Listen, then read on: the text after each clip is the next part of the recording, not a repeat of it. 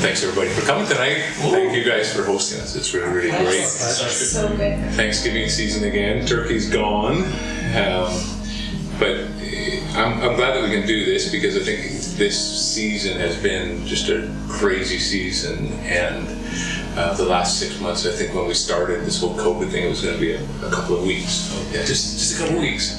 Maybe the end of the summer. And then maybe another who knows how long. And I think there's moments it's really important, and Thanksgiving is beautiful, it's in our calendar, to just pause, because it would be easy to get caught up in all the stuff. But sometimes be thankful, you have to realize, okay, what have we gone through? What have kind of been the challenges for you, your family, you personally, over these last number of months? Like, what have been some of the challenges you guys have faced? Whoever wants to dive in. I know I faced a challenge. You faced a challenge of living with me. We were in close proximity for a lot of days straight. Yeah. Someone said I forget if I live at or I work at home or I live at work. I'm not sure some days, so it was. Exactly. And then how about for you guys? For myself, so for me, I luckily didn't have to stop working. But my family as well. But the thing is, the reason why is because my mom was a frontliner. She was working in the hospital. And my dad was with the buses, so he was coming home late and overtime hours, this, that, and the other. And for me, having all those different things really tired our families out. I really found that out. And obviously, conversations happens where they weren't too good, but they were conversations at least. But yeah, for sure, seeing how the wearing out that COVID did to the family for sure changed a lot of stuff that happened. Yeah. Just being tired. Oh yeah, just straight tired. Yeah. I can definitely relate to that. Yeah? Yeah. So 2020 has been a crazy year. So I'm in school, trying to balance life, being a mom, full-time school, work, and then COVID hit, then a pandemic hit. And I just threw everything off. Then I have to homeschool my kids and everything on top of that. Yeah. And I tried to remind myself, like, at least I have a job. Yeah. At least I'm making money. But then there was the whole anxiety, being a frontline worker, the anxiety around COVID, especially when it first came out, and fear of, like, am I putting my family at jeopardy? And we even had talks about, should I live in the garage? like totally. What am I going to do? It was so unknown. And it was so unknown, and yeah, how do you keep your kids safe? How would I feel if I got my parents sick? You know, like all of these things go through your head. So it was just like, what was going through my head was just overwhelming sometimes. So, Tired, overwhelmed. Yeah. Me as the father, the husband, it was this sense of pressure, like, okay, there's a lot of unknown. How do I provide? Where's my job going to be? You know, there was days where I felt like today's going to be the day I'm going to get laid off, because it was just the news and the negativity and everything that was going on. It was like hour by hour, and I was just digging in. Okay, I got to do this, be creative to keep my job and so on. That added pressure, you know, that just at times could be so overwhelming, you know. And then having my wife being on the front line, and then we're trying to navigate that. Like, what do we do? Like, does she sleep in the garage, or do we rent a trailer? I mean, it was so much going on, and then not having that fear overcome you, where it bleeds into the family and the kids and where and all that. So you're trying to cover that up a bit and like be strong for your family and your kids, but on the inside you're just like, Lord, please get me through this. It was so difficult, but Lord got us through it. I kept my job, and it all worked out. So and then in the middle of all of that, there's the whole thing of like the racial tension. Yeah, let's not get started on that one. That's the reality. Exactly. Right? No, it was. Pressure. It is. Because you're already pressured, compacted. It was like a pandemic within another pandemic. It was crazy when you started thinking about it. Being an interracial family, you know, how do you balance that? You don't want to swing the pendulum the other way. You have to acknowledge this is what's going on. When I'm talking to my daughters and stuff, because they're mixed. Trying to explain that to them and what's going on, and not having them be fearful of that and all the unknowns. So yeah, 2020 has been, It's almost it's surreal. because we've come through some of the extreme craziness. Like when I listen to the stories again, it's like I forgot. Yeah. You kind of forget already how crazy and intense it actually was in the beginning. Exactly. Wow. I think you want to block it out. I mean, it could be that too. It's like a survival incident. I think you just go I into think survival mode and just get in the zone Absolutely. and do what you gotta do. Put your head down. And that's Hopefully there's a $1 million prize like at the Survivor. That would be You nice. made it! That would be great. Yeah. Well, for us, we were in the States at the time when COVID first hit. Oh, really? So then we pretty well rushed back when they said, oh, the borders will be shut down and the airlines will be closed. And they're So calling Canadians. yeah, so we thought, oh, wonderful, let's rush home now. And for the first time in 2020, We rushed home, but we stopped along the way to buy things because we were across the border. and We were we rushing. Yeah. Oh, absolutely, Yeah. absolutely. Yeah. But I thought that, isolating ourselves for 2 weeks was wonderful. Just Yes, actually we did. spending time together at home for the first time. Normally we're everywhere else but our house. At home. Yeah. And I thought, we enjoyed it, played games together, prayed together, did everything else that we'd never had time to do at home. Right. So that was one great thing that came out of it for us. And we were both able to work still from home as well. My wife was able to. And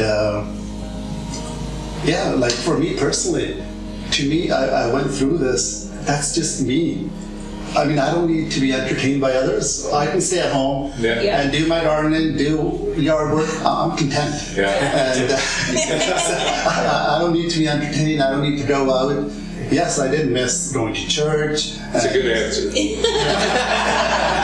Sitting around with friends and family. Yeah. That part was a problem. And but you know what? I think we got through it. And Yeah, but when we first found out, we were called home, and I thought, oh, wow, now all the shops are closing, this, that. We're going to be home. Beyond doesn't have to go here because he's seldom ever home in the evening anyway.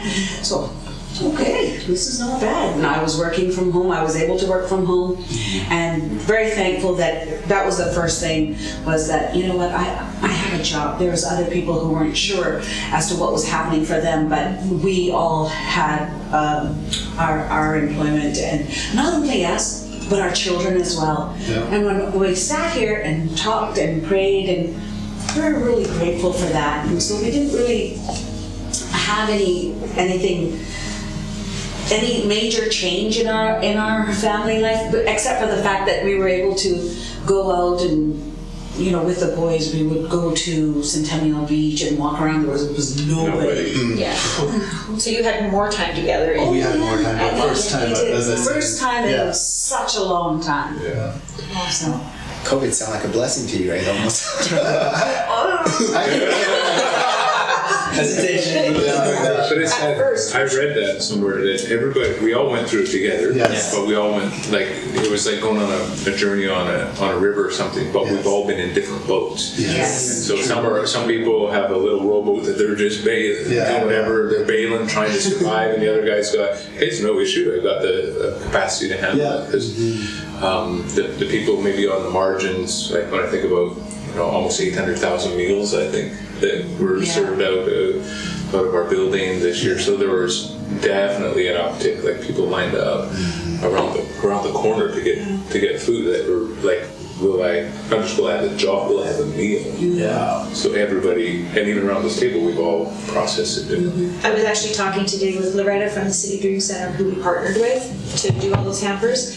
And the first round of hampers that they did, when they went into this one home, and this lady's 71 years old, and her food had run out 2 days before. Wow. She had nothing. Wow. She didn't know where her next food was going to come from. There's another lady who was in her late 80s in that same complex, and all she had left was bread. She was eating toast and having tea. And so, what an amazing opportunity that there were such hardships that came out of it. But so thankful that we've been able to help in some small way in some of those situations. It's so hard to believe. In Canada, people started. You expect that elsewhere, but not here. Because there's so much disruption, I suppose. Yeah. How about for you? It was definitely a challenge. I think the hardest part for us was kind of like Johnny was saying, you just put your head down and it was a lot of work. There was disappointment for me in certain things as well. We had, I was supposed to do a women's conference in Nigeria that got canceled. We had another conference we had 2 other conferences that we were supposed to be at, which were leadership conferences that we really enjoyed going away to. It was just a great time of teaching and encouragement. So we had a lot of things that were canceled. And then also on the personal side for us, just our daughters, our granddaughter was born during COVID, and you have a picture in your mind of what it's going to be like when your first grandchild comes. You're going to have showers and everybody's going to come, and we didn't get to really do any of that. Yeah. Going to the hospital, like we didn't get to see our grandchild until she was a couple days old in person. That was not how I pictured that going. And then our other daughter got married in the middle of COVID. So again, no showers, having family, we tried holding on for so long to the original plan, and then it was like, okay, no, now we're down to 100 people, now we're down to 50 people. Now actually the fiance is not going to be able to cross the border, so we're going to get married in Peace Arch Park with 30 of our closest family members. No, it wasn't even 30, it was just basically siblings and grandparents, that was it. So a lot of highs and lows and just moments where you think you're doing great, and then all of a sudden you're like so discouraged and so upset and sad, and it's just like, okay, just walking all those emotions. And it wasn't just me or you, it was, like individuals in our family at different times, thankfully, just being impacted with those situations and having to walk each other through that was challenging. I think the 2 words that all 3, you talked about, just being wore out, tired, overwhelmed, and then just that pressure. The pressure unrelenting. I was experiencing all those, both from the church side and the Bible college side, and family side, baby being born, wedding to happen, and all this stuff, and the capacity to be able to even take a breath in it was difficult, because you felt like like you said earlier, hour by hour was changing. If I check out for a day, I'm going to come back and everything's going to be blown to bits. Yeah. Not literally, but you start Felt that way. It was really, things were shaken so much, you had to find a new rhythm of doing things. Even okay, now we're working from home, but you had to find a new rhythm in that. I came to bed one night, and it wasn't uncommon, 10 o'clock at night, and he's sitting in the bed with his laptop, and he's still working away. And I was not watching Netflix. I'm okay, no, we can't continue to do this for our own health, that exhaustion you're talking about. Okay, well, what is the healthy rhythm of how we're going to do this? So, constantly adjusting and figuring things out. It was so easy to get caught up in the news and being inundated with all the information, and that's why I felt like I was living hour by hour. It's okay, what's the next announcement? What are they doing now? And it was just, and I was kind of gauging myself and how I responded to all that, and I was like, this has become way too much. I always was a big Twitter user, and then finally I just, I think end of March, I was like, I can't handle it anymore. Because of that. Yeah, because it was just too much information. I was beyond my capacity to handle. He had to know everything that got released and all the news. And I was opposite. I was like, don't tell me. I don't want to hear it. I can't handle it right now. That was me. Don't tell me. That's totally me. I don't want to know. After school and living everything. there. I was like, nope, I don't want to hear. I don't want to hear about politics. I don't want to hear about COVID. racial stuff right now. And I don't want to hear about COVID. Just didn't very I bad. think that's part of our own managing our own health. Is because you have to too much. It's just you're mentally you can't handle it. So it was a good balance for me. It was a reminder, okay, I need to calm down a little bit, not taking so much, whatever. So for me, that 14-day self-isolation, family isolation, it kind of gave me the strength and slowed down so that I knew on the 15th day it was going to be boom. And so therefore it was good for me to have had that 14 days before we got right into the thick of things and all the precautions and all of the make sure you're doing this, and all of a sudden now I'm hand washing police and things like that. Wiping your vegetables down. We were talking about this with a young family, how their kids, they're growing up in this. I saw a little girl who can't even talk. As soon as you start with this, she starts doing it. Right away, that's what it is. Mask, hand washing, the whole thing is just all there. So psychological effect of all that. You wonder no, long 20 term, years from like, now, yeah. well, not even suicide rates have like skyrocketed this year too. So Yeah, and that's 20 another years from part now, of it's that's the whole It's other real. pandemic. Yeah. Mental health. Well, you see the mental health, like that, suicide rate, suicide calls, and opioid addiction, and not addiction, but overdose is like 700-800, I think. Yeah, like 4 times higher than average. So Yeah. incredible, challenging times, and in that, because I know everybody who's watching, well, they'll all have their own story, and I'm sure we'll miss something. But what do you feel like has taught you about your own faith or about the Lord and how He walks through this kind of a thing? Like you've mentioned, your family coming together a little bit stronger, but in your own faith, because every rhythm. I'm going to go rhythm. first on this one because I don't want you to take my answer. Because he's so talkative. For me, all my life, come Sunday, I went to church. Right. Get ready, go to church. Yeah. Or whatever you're part of, worship or whatever. All of a sudden, come Sunday, no church. And at first, I don't recall there being a Zoom service or a service originally. And I thought, it put me out of sorts. Because Sunday, I need the Sunday to connect, to refuel, because throughout the week, I get empty. And so therefore, I have to replenish that connection. As you said, Bian doesn't really talk a lot, so I don't really get all that, all that social interaction and all of that conversation, but I do when I go to church. I connect and I talk and we meet and then we did have international food things and all of the different things, and we were just getting ready to start group and all of that kind of stuff, and so it was really hard for me. And what I felt was that I was, not that my faith was being shaken, not that I forgot who God was and all the wonderful things that He is and does, but I started to, doubt would come in, whereas I needed, like if somebody was walking alongside with me, friends encouraging each other when we get together as women in women's groups and things like that, and we would encourage each other, and the word was there, and so you get refueled, and and you can, then you have another week to, I found that to be very, very challenging for me.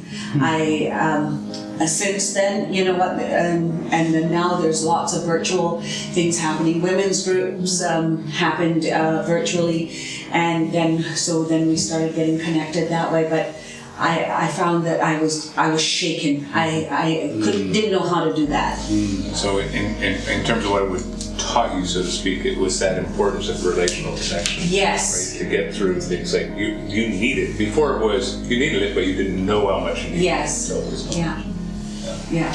Man, that's so crazy because then this is like really humbling for me to see how unreal it must have felt. It's really humbling. And for me, like I was, to go back to the boat analogy, like I was in my own boat and I was kind of rowing by myself. And when it came to my faith, I remember I was listening to someone and I think COVID allowed for this moment, but like, he was talking about how he would go to his closet, everything was pitch black dark, and then he would just be there, like with God in a sense. And I remember like there's a lot of isolation and a lot of alone time, a lot of thinking. There's one morning I tried to wake up and do that, and what I found was that I actually was like surprisingly scared. So for me, when it came to COVID, that was one thing that kind of started. It was the beginning of COVID. So that, I feel like Holy Spirit put that in my heart, and then that throughout COVID, that's something in my alone time during isolation, I was able to figure out like, what I was like going through there. And even me being scared of God like by myself was weird. So seeing how Holy Spirit used COVID in a sense to put me in isolation, to put me alone with God, and to see what I can do there, I thought that was interesting. It's good. to really strengthen your own relationship with the Lord. Yeah. It really got me to look like introspectively. Yeah. You and Jesus. Oh yeah. One thing that COVID helped me realize or remember, it's funny that you brought up the boating analogy because it's sort of, let's do the boat. But I remember a Bible study that I did years ago and they talked about Peter being out in the storm and how he was going to walk to Jesus in the water. Yeah. And the moment he took his eyes off Jesus and he focused on the waves and the storm around him, that's when he sunk. And so that analogy has kept coming back to me over the past 6 months or so. And I just keep forgetting that I focus on the storm, I focus on, like fears creep in, the anxiety, all the what ifs, the pressures, and I just have to stop and think, okay, why am I feeling this way? And okay, it's because I took my focus off Jesus. I've got to keep my eyes on him, not on these waves, not on this fear that I'm drowning, all of that. So that's one thing I've learned. Just when I feel that, I have to take a minute, realize, okay, I'm not focusing on Jesus. God is there with me, and He will walk me through this. And whatever is going to happen, I'm His. And so you know what? God's been good, and through it all, I know that He's there behind me. And whatever happens, I'm not concerned. I'm not worried about tomorrow, and that's the bottom line. And there's no ups or downs. It's like smooth. Go through it. Wow. I need more of that. I need more of that. Yeah, roller coaster, especially getting when COVID hit. I was like, okay, I can do this. I'll just will myself through it. I'll make it happen. But I got to a point where I just had to surrender it all. And that's when it just calmed down. It's like, God's in complete control. I don't need to worry about this. And I just gave it to Him. And it's crazy how that sense of peace just comes over you. Just quit fighting. Just quit fighting. Just give in. And totally counter to what our natural, we want to fight, we want to, but it just, anyway, you say give in, we almost feel like that's feeding, but it's actually that actual, Lord, I just. And I think that's what it was. I think it was pride. It was just like, no, I'll make this happen. I'll figure this out on my own. And I just got to that point where it's like, God, I need you. I can't do this, It was all good after that. Because no matter what's happening, if I don't have good rhythms, that's what and not just spiritual rhythms, just rhythms of life, ordering my life and letting the Lord order my life, and then not saying no to the right things and saying yes to the right things, and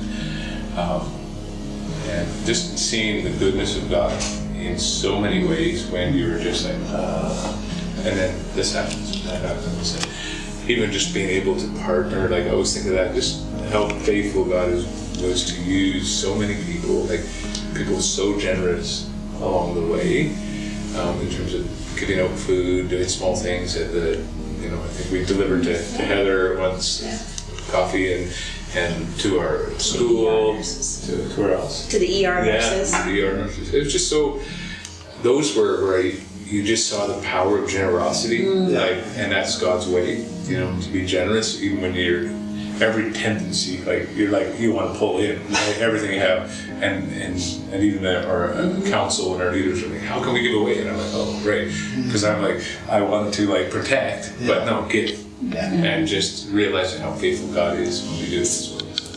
Even today, again, on that conversation with Loretta, they just totaled up, they had over 400 volunteers that came through our Horizon Church doing hampers for over 400 individuals, and because the school was closed and the campus was closed, we were able to have a space that they were able to use. Like, what an amazing opportunity to see the generosity of people and community come together. And the beauty of the family of God, because you have people from Village Church, Relate Church, Sunrise, many other churches working together. And people who were non-church SFU people. Students came and helped them do hampers. So working together but the church being a part of the solution rather than just watching it happen. That's so wonderful. You're looking back a little bit. I don't think we're done this, by the way.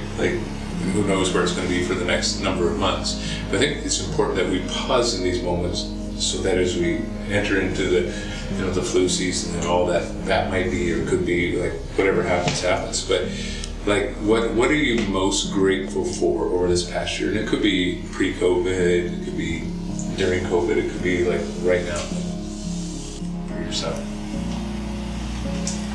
I'm grateful for just my relationship with God. Because I don't know how I or we could have gotten through this without Him. I almost feel sorry for people that don't have that relationship. It's like, how do you do it? I can't relate. Like, I have that anchor, that reference point, and not having that, I would just be spinning out of control, So I am so grateful for my Savior. And that has a whole different meaning now than it did in February. Yeah, no, absolutely. Yeah, absolutely. Sure. Yeah, I would tag on to that. Like, not merely a God who's a Savior, but like knowing that it's a God of abundance. Like with the church, like as you were kind of explaining that, I was remembering like watching the news and people taking this, taking that, and like hand sanitizer stacking up on the thing, and then to contrast that with the church. You realize God that is working in the world is a God of abundance, and it's and to see that and to take that and to look on to the future and realize that when I feel like everything's scarce around me, like I can look to a God of abundance because I know He's there and He will always provide and Yeah, we're just like, God will find a way. Our cupboards stayed full. We never worried about a meal or anything. I actually went into a store after shift one night, and we were like down to like 2 rolls of toilet paper or something. And I was like, I'm not gonna go crazy. I'm not waiting in the Costco lines. I'm not doing that. And this lady said to me, she's like, we have extra stash for frontline workers. She's like, do you need bleach? Do you need Lysol wipes? What about toilet paper? And I was like, sure. And so like, they were just like giving, filling my basket up. And I'm like, awesome. Wow. So I didn't have to stress, like Jimmy said. And you didn't know that ahead of time. No. You just were walking in peace. Yeah. So cool. Having time where we could spend time with family, have meals together, and just have. Where I could win the games. We all know that's not true. Anybody watching this right now knows that that's not true. But anyways, the family time. I was thankful for more time with family than we may have had. I never experienced health like now. Different people have different news, and people share different things that are happening. Different kinds of illnesses, not just COVID. Things come up, and all of a sudden this and that, and I thought, we have so much to be thankful for. Aside from COVID, COVID will come and it will end. It will end at some point. But when? Hopefully soon. But it really, you touched on it, it was that it brought up things in your own life that you had to look at. And where my faith, whereas I said before that it really tested me, like I needed that connection in order to keep my faith, in order to say, oh no, enemy, get thee behind me, all of that kind of stuff. But now, I had to search within myself. What is it that I remember? Go back to the Word. And you can't have to rely on somebody else to have to always walk you through it. But and so maturity. I've gained some maturity. That's one of the healthy rhythms that many of us could take out of COVID. Is there were opportunities where, just for your own sanity, you had to pause and be like, okay. Lord, I'm thankful for this. Thank you that we are healthy. Like I could be complaining about this, I could be upset about this, I could be frustrated about this. And I think it's like for us, we've tried to take those moments in these last couple of months, like when you're discouraged, okay, well, what do we have to be thankful for? Let's focus on the things that we can be thankful for. And I think it could be a great takeaway for many of us in 2020 is if we actually begin to build that into the rhythm of our life of just pausing. And Lord, what am I thankful for? What are some of the things that you have been so generous to me that I just take as my right, or we just get so used to, oh, okay, that's great. I got an extra raise, woohoo.